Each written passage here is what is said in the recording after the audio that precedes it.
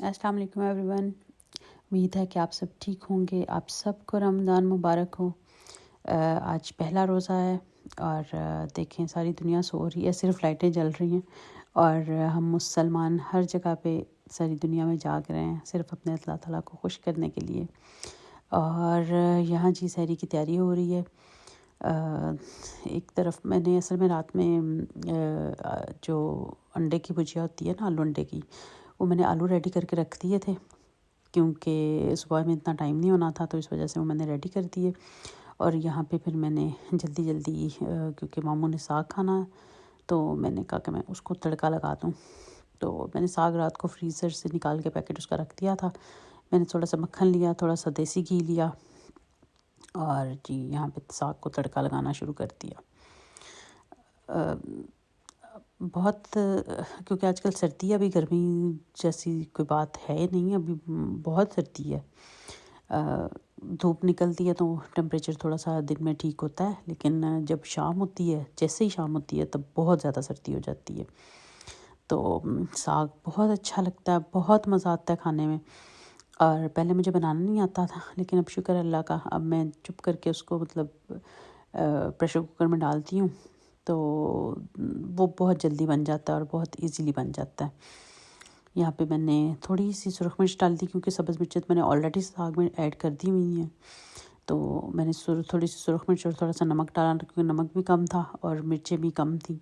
तो फिर मैंने थोड़ी सी सुरख मिर्च डाली और थोड़ा सा नमक डाला और यहाँ पे मैं साग को जी मैंने कहा अब इसको उसमें मसाले में मिक्स कर लेते हैं, जिंजर गार्लिक के पेस्ट में।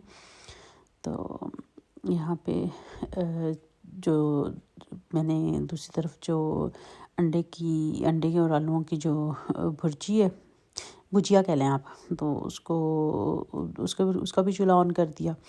मैंने कहा एक तरफ वो भी हल्का हल्का गर्म होता रहे तो दूसरी तरफ मैं साग को भी कर लूँ कंप्लीट। और फिर मैंने थोड़ा सा पानी लिया, आपने देख लिया बिल्कुल थोड़ा सा पानी है उसके अंदर, मैंने भर के नहीं, तकरीबन आप हाफ़ टेबल स्पून कह सकते हैं, वो डाल के आटे का, तो मैंने वो उसमें मिक्स करके पानी में, तो वो मैं अब उसमें साग में मैंने डाला है। तो इससे साग वैसे तो ठीक था, ना वो पतला था ना वो बहुत गाढ़ा था, तो ठीक था, लेकिन मैंने फिर भी ये थोड़ा सा डाला ताकि इससे ना बड़ी अच्छी साग की शक्ल निकल आती है और टेस्ट भी इन्हेंस हो जाता है इससे। तो फिर मैंने उसको डाल के अपने हमेशा अच्छे तरीके से मिक्स करना होता है ताकि उसके अंदर गुठलियाँ ना बन सके ना। तो अभी असल में ये जो इलेक्ट्रिक चूल्हे हैं ना, इनका ये बड़ा है, जो इंडक्शन कह लें आप, इलेक्ट्रिक तो हर और भी बहुत सारे होते हैं, लेकिन ये इनका ये बड़ा है कि इनको हीट अप होने में थोड़ा टाइम लगता है और वैसे भी इनकी उस तरह से हीट नहीं होती जैसे जो इलेक्ट्रिक से ही चूल्हे होते हैं उनकी हीट होती है। बड़े ही ये नाजुक से हैं और इतनी हीट नहीं होती इनकी। तो उसके ऊपर मैंने फिर साग को मैंने अच्छी तरह मिक्स करके वो जो आटे वाला लिक्विड था तो मैंने ढाँप दिया। फिर मैंने जी लस्सी रेडी कर ली पास। ये मग्गा मैंने आपको बताया था, हाफ़ केजी का मग्गा है जो मैं पाकिस्तान से लेके आई, मुझे बड़ा पसंद है ये। तो मैं लस्सी जब मैंने बनानी होती है थोड़ी सी, मतलब 1 या 2 लोगों के लिए, तो फिर मैं उसी में बनाती हूँ। तो फिर मैंने साथ ही देखिए मेरा साग बिल्कुल कंप्लीट हो गया है। फिर भी मैंने चूल्हा जो है वो हल्का कर दिया। मैंने कहा ये बिल्कुल माइनर सा चूल्हा जल रहा है। तो दूसरी तरफ फिर मैंने रख लिया, तवा भी रख लिया ताकि मैं रोटियां बनाना शुरू कर दूं। रोटियों को मैंने जी पहले ही देसी घी में अंदर करके, क्योंकि नरम रोटी बनानी होती है, मामू से नहीं खाई जाती है रोटी। मेरे मामू भी हैं, मेरे फादर इन लॉ भी हैं, तो वो हमारे साथ ही, मैंने बताया आपको पहले, हमारे साथ ही रहते हैं यहाँ पे। तो मैंने फिर अंदर देसी घी लगा के तो पेड़े बना के रख दिए ताकि वो ज़रा जो घी है अंदर अच्छी तरह रच बस जाए, तो उससे रोटी जो है वो नरम हो जाएगी। इस तरह जी सबकी रोटियां बन रही हैं। मेरे हस्बैंड पिछले रोज़ों तक तो वो पराठे खाते थे क्योंकि उनको रोटी, वो कहते थे सुबह सुबह नहीं गले से निगली जाती ना, तो पराठे खाते थे। लेकिन इस दफ़ा जो है उन्होंने कहा कि नहीं भाई पराठे नहीं खाने, मेरा स्टमक डिस्टर्ब हो जाता है बहुत ज़्यादा, तो रोटी जो है वही बेहतर है। तो बस मैं फिर सबके लिए वही अंदर अंदर भर के देसी घी, तो उनको रोटी को बना के तो ऊपर से भी देसी घी लगा दूँगी हल्का हल्का सा, ताकि देसी घी वैसे ही आजकल हर जगह पे यही आ रहा है बार बार के, जितनी भी अब स्टडी हो रही है, जो एडवांस स्टडी है उसमें यही है कि देसी घी बहुत अच्छा है सेहत के लिए, हेल्थ के लिए। और मैं तो अक्सर पानी में सुबह गर्म पानी जो लेती हूँ ना, तो अक्सर उसमें थोड़ा सा देसी घी डाल के पीती हूँ, क्योंकि मैंने इतने इंडियन एक्टर्स को और इंडियंस को सुना है कि वो बार बार कहते हैं कि ये सुबह सुबह गर्म पानी में डाल के पीना बहुत हेल्दी है। तो जी मुझे भी इसके बेनिफिट्स लगते हैं, मुझे अच्छा लगता है। मतलब वो बहुत ज़्यादा नहीं मैं हर डाल के पीती, मैं तो बिल्कुल हाफ़ टी स्पून से भी कम डालती हूँ।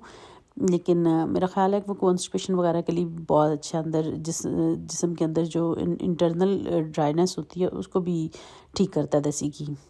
तो देखें कितनी अच्छी रोटी बनी है। अब मैंने इसके ऊपर लगाना है देसी घी। ये देखें कितनी नरम है रोटी, और उसकी शक्ल देखें कितनी अच्छी है। तो ये देखें, मैं बहुत ज़्यादा देसी घी नहीं लगाती हूँ ऊपर, क्योंकि अंदर लगा होता है, इम्पॉर्टेंट होता है कि अंदर लगे ज़्यादा।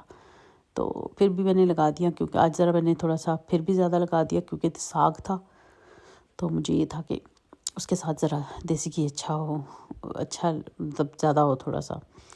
तो यहाँ पे मैंने जी अंडे की भुजिया जो थी वो गर्म हो गई, खैर आलू गर्म हो गए, सॉरी आप ये कह लें, क्योंकि अंडे तो मैं भी डाल रही हूँ।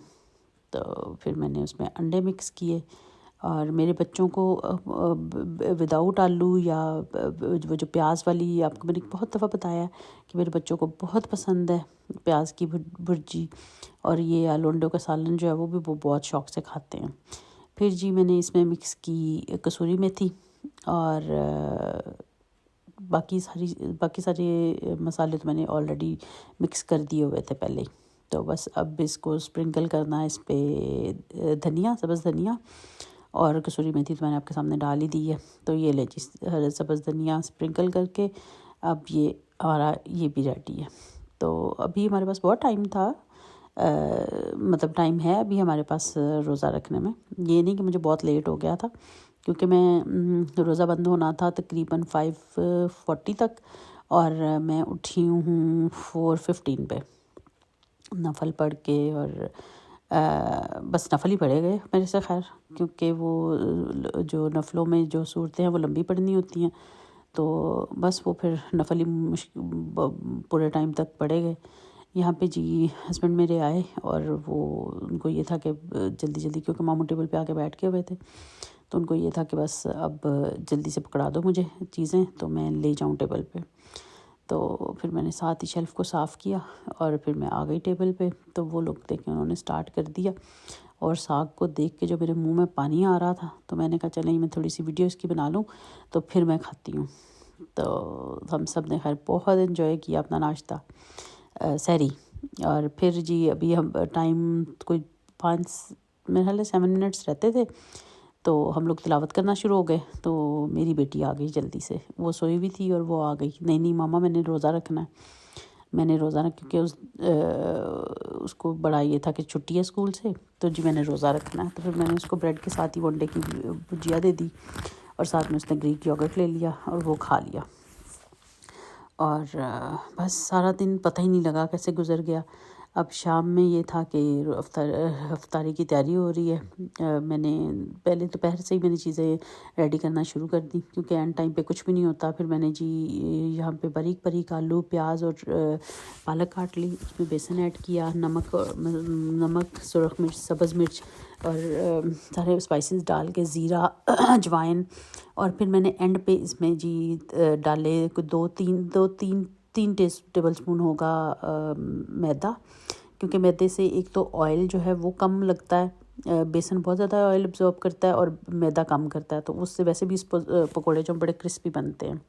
तो वो मैंने रेडी करके रख दिया, उसमें पानी ऐड नहीं किया था।